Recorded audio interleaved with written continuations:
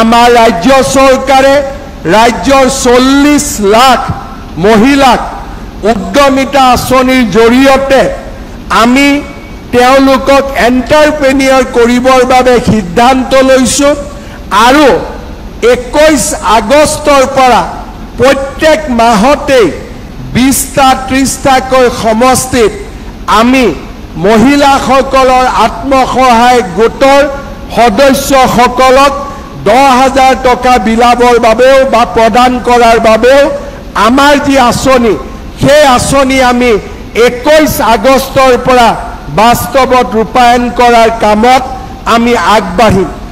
মহিলা উদ্যমিতা আঁচনিটো 30,000 মহিলা উপকৃত হ'ব। এটিকলি দুটিপাত আঁচনিৰ জৰিয়তে বাগিচাৰ মজদুৰ সমাজে 200 বছৰৰ চাহ উদ্যোগৰ সফল সমাপ্তিৰ স্বীকৃতিও লাভ কৰিব।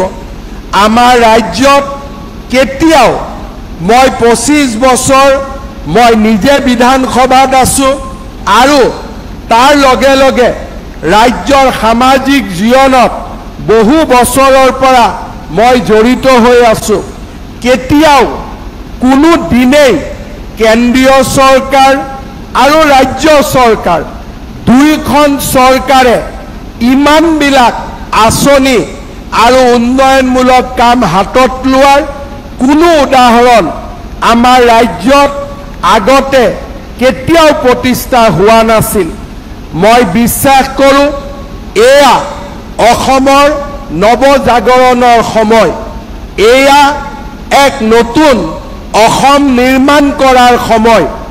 এয়া অসমক ভাৰতৰ 5খন শক্তিশালী ৰাজ্যৰ ভিতৰত এখন হিচাপে প্ৰতিষ্ঠা কৰাৰ সময়। এয়া অসমৰ অনিৰুদ্ধ যাত্ৰা এখন নতুন অসম নিৰ্মাণৰ সময়।